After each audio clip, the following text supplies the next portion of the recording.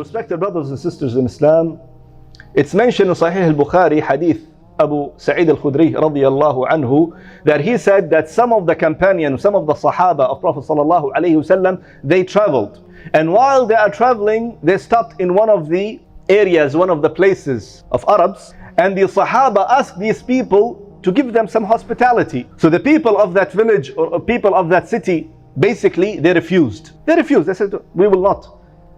And this is something against the Arab culture. Before Islam and after Islam, it is known that the Arabs, they are, mashallah, people of hospitality. They give the proper hospitality. They give as much as possible to those who are in need. But these people were some, different kind of people. They rejected to give anything or any hospitality to the Sahaba. So Sahaba didn't do anything, they just left. After some time, the Sayyid, the master or the chief of this city, got bitten by one of the insects. Either could be scorpion, snake, whatever it could be. He got bitten and he fell down, and he is now in pain, and he is now fighting that poison. So the people of that specific place, city, they are trying their best to help him, but they couldn't. Then one of the people, they remembered that we actually remember these people who came to us. Maybe they have something. Let's go and ask these people. So some of the people went behind them and stopped them, and they says, Ludugh Sayyiduna, our master, our chief of the city got bitten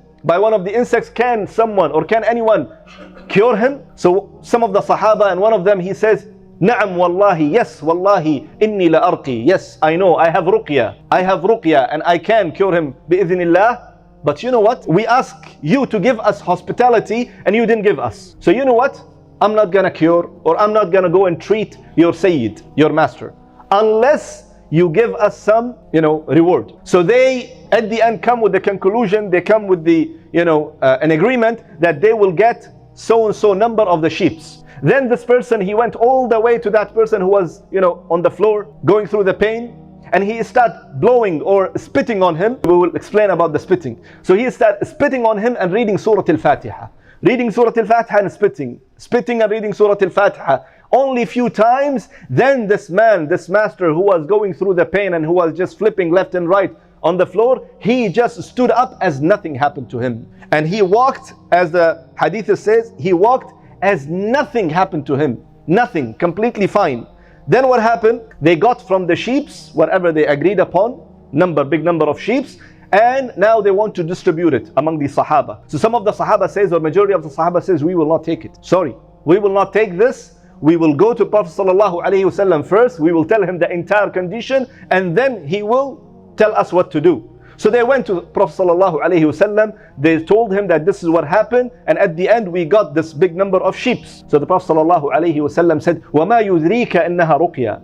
He was wondered and looking at the Sahabi, the one who read. He says, how do you know that this is a ruqya?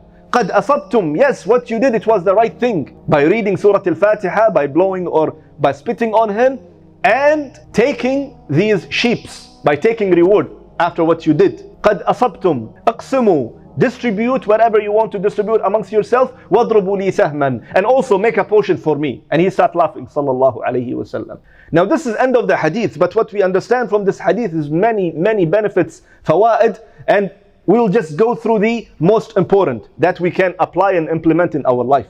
Number one, ihsan al-sahaba. Sahaba, they dealt or gave back their reaction to the people who did the worst thing to them by not giving them hospitality. Ihsan al-sahaba means like giving them back, dealing with them back, treating to those people who already dealt with the Sahaba in a bad way. And they didn't think that what happened just some time ago. They hold upon the Quran and the ayah in the Quran where Allah subhanahu wa ta'ala says, ادفع بالتي هي أحسن فإذا الذي بينك وبينه عداوة كأنه ولي حميم. Give back, reply back with التي هي أحسن, with what is good. Always reply back, deal back, give back. When you talk to people, when you have the dealing with people, when you have anything between people, always give, reply, give your feedback in التي هي أحسن, in a good manners. And Allah subhanahu wa ta'ala telling you the result. This result, people having strategies and conferences and workshops to work on these strategies. And Allah subhanahu wa ta'ala already told us, الذي Allah subhanahu wa ta'ala said, الَّذِي بَيْنَكَ وَبَيْنَهُ عَدَاوَةٌ كَأَنَّهُ وَلِيٌّ حَمِيمٌ. If you reply back in a good manners, if you give back in a good manners, what will happen? Even though the one you are dealing with is your enemy, Allah subhanahu wa ta'ala will flip him to be your closest friend. Allahu Akbar. Imagine, an enemy. Leave your friend, maybe arguments or whatsoever that happened between a person and a two. Enemy. If you deal with your enemy in a good terms and a good ways and a good way of replying back with ihtiram, with proper words, then you are good to go. And this is what the Sahaba did, and we are actually among those who should follow the prophets and the messengers and the companion. And Allah subhanahu wa ta'ala says, in generally, وَقُولُوا لِلنَّاسِ حُسْنًا. Say good to people when it comes to the dealing. So this is first thing. The second thing as well, الرُّقْيَةِ بِفَاتِحَةِ الْكِتَابِ. Reading ruqyah for shifa from Fatihat al-Kitab, from the Surah Al-Fatiha. Why not, my brothers and sisters? Because Surah Al-Fatiha is the greatest surah in the Quran. Surah Al-Fatiha is the greatest surah that came down on Prophet Muhammad sallallahu alayhi wasallam. Surah Al-Fatiha is the greatest surah that came down on the ummah of Muhammad sallallahu alayhi wasallam. There is we. It came on us. And it gives the shifa by the will of Allah subhanahu wa ta'ala. And not only that, we believe, my brothers and sisters, that this is Quran, this is shifa, right? And this is ruqyah. We all believe that. But we are lacking, unfortunately, majority of us, illa man rahim Allah, except those who have mercy upon Allah, has mercy upon. Wallahi, majority of us, if anything happened to our family members, la qaddar Allah, wife is sick, the son is sick, daughter is sick, the husband is sick, why they don't do the ruqyah between themselves? Reading Surah Al-Fatiha 7 times, as it came from another hadith of Prophet sallallahu alaihi wasallam. And the blowing, the spitting that I was talking about, it is basically between blowing and the spitting. You have 3 categories basically. Blowing is only taking air from your mouth. The third one is spitting, that you take your saliva out of your mouth. And something in Arabic called neft. Neft means between this and this. Means putting your tongue between your lips and then blowing like this. This is called neft. And this is Prophet sallallahu alaihi wasallam, he himself did it. In ruqyah, before he's sleeping, he used to put his hand together and he used to do it. Why we are not doing it when our children and family members are sick? Yes, going to the hospital, there's no problem. But why giving the hospital and the doctor and so priority, and before going it, just sit for 5 minutes and do the ruqyah? So this is very important for all of us, my brothers and sisters, that to go through it.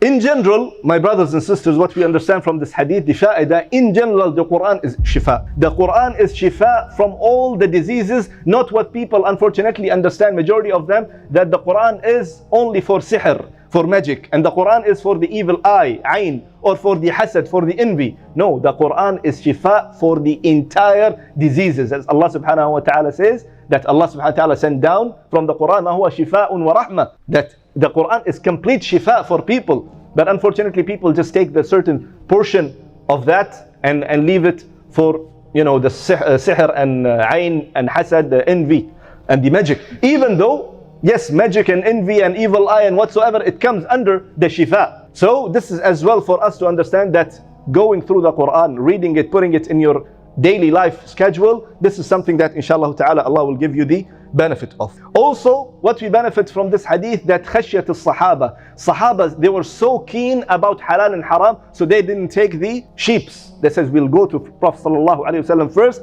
ask him, and then he will tell us what to do. Similarly, for us, my brothers and sisters, it's very, very important. Some of us, alhamdulillah, we are working as employees. Some people, they have business. Some people are dealing. Some people buying and selling. Whatsoever that you're doing, make sure that the haram should not come into it. Whatever it is. Even being late at work without any reason, it could be that halal money of yours and salary of yours turns the portion of it into haram. Buying and selling without knowing. People go and buy whatever they want, a device or a car or maybe an equipment or a furniture, and they just go and sign the papers that they don't know what they are doing. Yeah, I took it on the installments. Did you check with any sheikh if you don't have enough knowledge? Mashayikh and the tullab al-ilm, the students of knowledge, mashallah, they are everywhere. Just ask them what I'm trying to do and what I'm going, and at this place, this is the deal that I'm getting. Is it halal and haram? Because that little of haram, when it enters to your halal that you have, that little haram will spoil the entire halal that you have. And once that entire halal is now completely spoiled, then you are eating from it, drinking from it, feeding your family from it, and this is the main cause of Muslims, their dua is not being accepted. As the Prophet ﷺ told us in a hadith, that the musafir, a traveler, he is traveling, and he is in a very rough and tough condition, and he is raising his hand towards the sky, and he is saying, Ya Rab, Ya Rab, and then the Prophet ﷺ says, Anna yustajab lah. How Allah subhanahu wa ta'ala will accept his dua? Why? Because he is eating from haram, he is drinking from haram, he is wearing from haram, he is growing himself from haram. So how Allah subhanahu wa ta'ala, you think that how Allah subhanahu wa ta'ala will accept that from you? So it is very important for all of us, whenever we are dealing at work, business, whatsoever that you are doing, make sure that the haram should not involve in it. Last but not least, my brothers and sisters, the permission of taking money out of teaching the Quran or doing the ruqyah. Some people say that no, this is not allowed. If someone is teaching Quran, it should be for the sake of Allah subhanahu wa ta'ala. Reading ruqyah should be for the sake of Allah subhanahu wa ta'ala. Yes, if someone is doing that, there is no problem. That's the best. Of course, you do something for the sake of Allah subhanahu wa ta'ala. But no harm if you would like to bring a teacher, a male or a female, for your son or daughter, and give them at the end of the month some salary, or giving someone who is coming and do the ruqyah for you, even though the ruqyah you can do it for yourself and for your family members. But let's say in the worst case you want to bring someone and he is reading and you want to give him, that is completely fine, because Prophet ﷺ said, قَدْ أَصَبْتُمْ. Yes, what you did, it is right. And then he said that, okay, distribute the ghanima, or distribute the aghnam, distribute the sheep amongst you. So I ask Allah subhanahu wa ta'ala to make us among those who are always holding upon the Quran and holding upon the Sunnah of Prophet Muhammad sallallahu alayhi wa sallam. And I ask Allah subhanahu wa ta'ala to make us among those who are always reading the Quran, understanding the Quran, implementing the Quran in our life. And I ask Allah subhanahu wa ta'ala to make us among those who are always worshipping Allah subhanahu wa ta'ala alone, doing the full tawheed to Allah subhanahu wa ta'ala until we die and we meet Allah subhanahu wa ta'ala on tawheed. And we ask Allah subhanahu wa ta'ala because of that have mercy on us and put us in Jannatul Firdaus. Ameen ya Rabbil Alameen.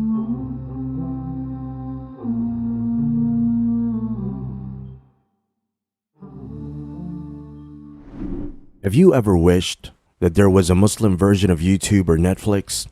Well, we have created one. The One Islam TV app has no adverts and is safe to browse for your peace of mind. Watch hundreds of high-quality produced Islamic reminders, Quran videos, stories of the prophets, hot topic, debates, and so much more. 4 to 8 new videos are uploaded daily, inshallah. You can watch or listen to videos while your device is switched off. Watch videos on demand or download videos and watch offline. One Islam TV is 100% run and owned by Muslims, which means the small amount you pay for your subscription is a sadaqah jariyah, continuous charity for you, as we use the funds raised to continue producing more beneficial videos and reminders, inshallah. The One Islam TV app is now available on Apple devices, Apple TV, Android devices, Android TV, Amazon Fire TV, and Roku, so you can watch on most devices and smart TVs. Download now for a free 7-day trial. May Allah reward you for supporting our work.